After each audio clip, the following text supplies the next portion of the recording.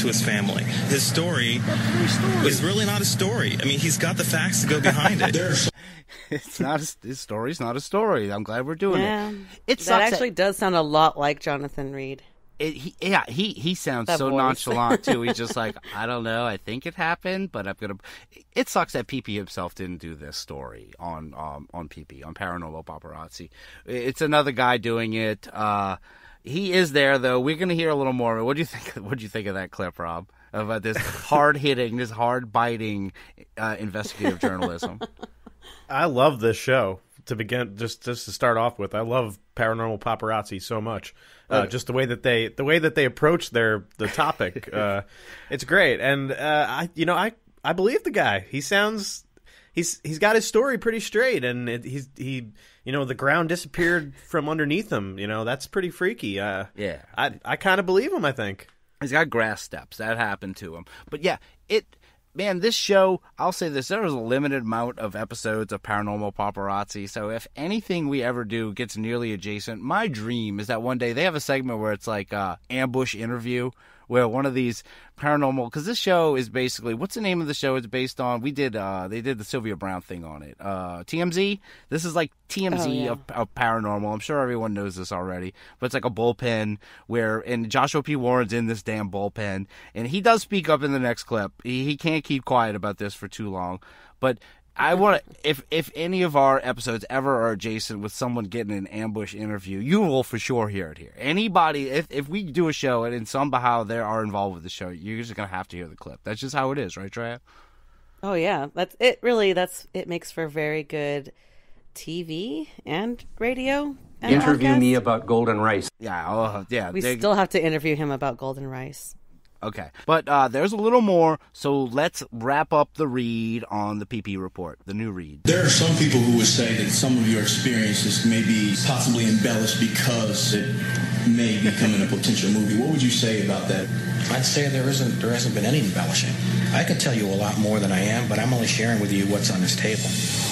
What was on the table? I just saw a bunch of paper. All right, what you're looking at on that table, you're looking at classified police reports, you're looking at medical records, you're looking at investigation reports. Photos, though? I mean, decades of this. Is there any? All of that is mixed in there. You're looking at a lot of classified information that is sitting there on that table that backs his story. This is an abduction. He said he boarded it. I mean, Brandon, I find it fascinating that we're talking about an entire family that has been plagued by UFO encounters. But is it too good to be true? Is it too Hollywood ready? What we do know is that his story's been supported by a lot of reputable individuals, and I met with one. Now, do you remember administering the poly test to Mr. Thomas Reed? I did. What questions did you ask, if you can remember any, some specific, not all of them, just a couple? It was basically, was he lying to me that contact he had back in the 60s? What were your findings? He was telling the truth. That's a science. It is a science. I mean, clearly it seems like you believe what this gentleman was saying, what our witness was saying, but a polygraph test you can fake. No, you can't, man. I have to meet with Jim Morris. I'm telling you, there's not much that you can do to really pass a polygraph. If you believe that it's true. Several times. If you believe it. Right. That's a great point. So let's say you do it several times. All right. I did go in with a little edge of skepticism, but after seeing the classified documents, the police reports, the medical reports, the videos, meeting with the You believe it? I'm sold. I'm sold. He did it. Wow, that's some hard-hitting stuff right there, coming from Paranormal Paparazzi. Oh, we hardly knew ye. Yeah, hit so hard. I guess it was a lot of just yelling and people saying still very wrong things. Like, what, a polygraph test? That's infallible. Like, you can't do anything to pass a polygraph test ever. Like, look, okay, yeah, if you say so. I not only watched this, I had to pull the audio and edit this. And the guy at one point, he says something like, yeah, he passed a polygraph. What about Jim Morrison? I'm like, I had to rewind. What the fuck does that He have to do with mentions anything? Jim Morrison in that clip. That's Morrison. What I thought I heard that, but I thought I was just mishearing it. He says it to Pee-Pee. Pee-Pee says something. He's like, do you even believe him? And he's like, I seen the polygraph, Jim Morrison. And Pee-Pee's like, oh, yeah. What does the Lizard King have to do with any of this? He puts his head down. Oh, lizards. Oh, lizards. There's no way. Stop right now. I don't know. The Lizard King. I'm just saying. He's the Lizard King, okay? This is nothing. We'll leave it there. These are weird insect. They look like grays. but they're insects, but they have hands, and they have like a weird tank body. He makes the weirdest aliens. This is why. Sounds like District like a 9 child's style. description. No, like the prawns. No, they look weirder than that. I can't even. I don't know. They look like.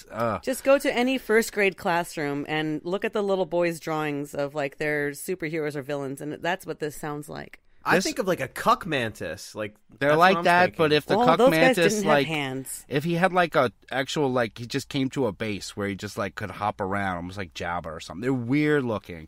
I don't know, but now 3 to 5 feet tall. We need. We can't rely on paranormal paparazzi, and like I said, this guy Reed, man, he loves to go on shows, and now it's time for some more hard-hitting news. And what better place to get it than Canadian daytime television? You know what that means, right? Ooh, yes. I hope it's what I'm thinking of. Sadly, no, it's not Deanie Petty. Oh. But here's Tom. There's Tom Reed and a woman named Karen on the Canadian AM morning show. Brothers Thomas and Matthew had their first experience with extraterrestrial life in 1966.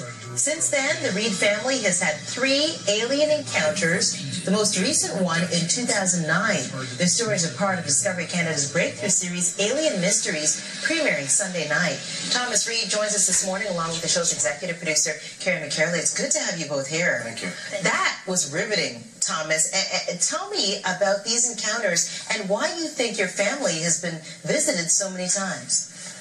Well, for us to really answer that truthfully, I really wouldn't know, except that we had an 80-acre horse farm in Sheffield, Massachusetts, and over about a 3-year span, we had seen, and so did neighbors and others in the area, these crafts land on our property. I know how that sounds, but that happened. It was not just witnessed by neighbors, it was witnessed by the children, and they sketched these drawings in school, our 4th grade classroom, where I also sketched one myself, but ours was a lot different because it actually happened to us. He's always going back to these drawings. I mean, the same thing with a lot of people. The drawings are sort of like Witness. He even said Witness. What is Bud Hopkins writing this story?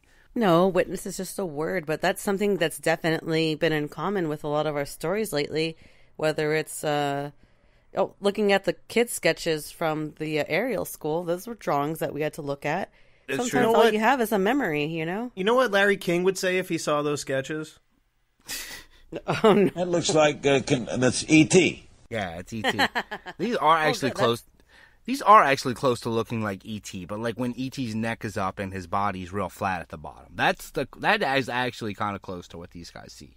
That's his final form. That's E.T.'s scariest form, I'm pretty sure, when his neck is fully You're extended. fucking so terrified of E.T. My God. Gremlins was a thing then. That's what I was scared of. And sadly, yeah, I don't E.T. know the host whatever. of that. Canadian Friends, Sharky, AC $, anyone. I don't know who the host of Canadian AM Moran show is, but she's good. So the reason for this appearance of Tom Reed and this mysterious Karen, this producer lady, is they have an upcoming premiere at the time of a made-for-TV spectacular about the UFO events in the Reed family history, and it was called Alien Mysteries, a 2-hour Discovery Channel event. And now, here is Karen to talk about that. Well, and Karen, I mean, this is one story of many that you have found. Tell us about the show and these interesting stories which almost seem too unbelievably, out there to be true. Frank. Well, it's a show that spans a variety of different story types. Tom and Matthew's story is extremely personal. It spans multi-generations, multiple decades, and has, as Tom mentioned, hard scientific evidence to back up what they're talking about. And that's really what we tried to explore on this series. We looked for stories that have tangible evidence, really personal stories, and then we pull in scientists to talk about the possibility and plausibility of these types of events happening. And it's the kind of show that I think will just open viewers' minds to the possibility of what might be out there. We don't try and answer the questions. We don't try and prove or disprove. We're just telling personal stories. We have scientific experts to speak to the experiences, and we let the viewers just go along for the ride. If you're not trying to prove anything, why are you getting the scientists? I thought you're telling personal stories. Yeah, that's a cover for sure. That's something that I would say if I was trying to definitely do that. Exactly. Like, oh, I'm not trying to do this. Pulling them in doesn't make it sound like they want to come. Get in here. No. It sounds like you're yanking. Like, oh no, you're coming. No, you're coming. Come on. Like, look, we weren't trying to get the scientists here. They were here of their own volition, but we definitely brought them here. Look, we might have pulled them in, but we don't give a shit what they say because we're just telling personal stories here. Why they're here, we don't even know. Why are you here? Go away. We know what happened. Case closed. But we didn't bring you here. What is the hard scientific evidence that they are talking about? What are they talking about? Oh, anecdotes. The most scientific of all evidence. Look, they're not even counting that last story. They're talking about those 3 stories from 69, baby, 67, weird year, 66. They're talking about those.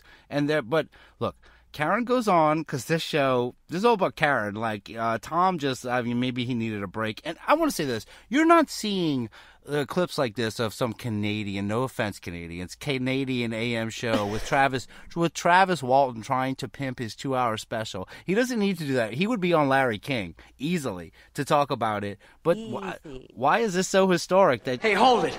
You just hold it right there. That's what he would say. He would say, put me on a real show. But Karen goes on to talk about some of the groundbreaking, now I'm going to say this, there are some groundbreaking things that are going to be seen in this new special, Alien Mysteries. And before this starts, remember, this is so groundbreaking because this is the year 2009. Let's hear about this groundbreaking stuff. And just looking at the clip there, the technology that's used in this is so interesting to bring these stories to life. Tell me a little bit about what was used. Well, we use the magic of green screen technology. So, for example, in the clip that you're looking at right now, where Thomas is standing inside a spacecraft, that's actually a green studio. That's all green walls surrounding him. So he's doing a turnaround in a studio and looking at nothing but green walls. Hollywood uses this technology all the time, and it's used in such a fantastically flawless, seamless fashion now that you don't even know that that you're looking at something that's a virtual environment. Of course, the aliens are computer generated. What? And a lot of the spacecraft is pure CGI. But we really use top-of-the-line computer-generated imagery and green screen technology to bring this show to life. Technology that you only really find in movies that we're bringing to the TV screen. It's just amazing. Thank you so much to you both for being here. I appreciate it. Are you kidding me? Green screen? What is this? They just spent like 5 minutes explaining how their shit is not at all accurate. This is totally accurate. It's green screen. It's amazing what we're able to achieve, what kind of nonsense we're able to make up on a green screen. Look, no offense, Canada. This was 2009. Did you guys not know that Star Wars was a movie like this? Did you not know that green screen existed? Why does she feel the need to explain that this guy is really not on an alien ship? That is actually what we call a green screen, Canadian. If he looks around, there's green walls all around him. Everywhere he looks, believe it or not, there's green walls. Why didn't she explain what CGI meant if she was going to go that far? You know, it's called actually. Because everybody knows what that is. Images. No, evidently not. If she had to, in 2009, explain to Canadians what a green screen was, and now how this technology is coming finally to television. There's been green screen on TV before. There's been a ton of it. Oh my God. Yeah, Star Trek for years has been green screen. Aliens would need more explanation than that, but instead, let me go into the technology behind green screens, because that's what people want to know. They're so cocky about this filmmaking, as if you're so... Yeah, you know that stuff you go see in movies? Actually, it's not real. It's called green screen. And by the way, it's coming to TV. Alien Mysteries 2-hour special. It's not even about this anymore. I legit thought she was going to start to explain to us what a TV show was, and then what a movie was. I would actually appreciate that, because lately I don't know. We couldn't actually fit the time for the real Canadian explanation of no offense, Canadians, but it does seem like she is being almost offensive. If I was hosting that show, I was like, are you trying to tell my listeners what a green screen is right now? Okay. I thought this was about aliens. Don't blame all Canadians on that. Like that. I don't. She's obviously weird. Yeah. If I was a Canadian, I would be completely insulted. I would have rioted at this. It would have been like the Watch riots in the 60s. Like, I would not let her leave. Forget it. Well, Alien Mysteries, as you can imagine, was a huge success. CGI and all that. It's huge. No one had seen anything like it in Canada, especially. But Thomas Reed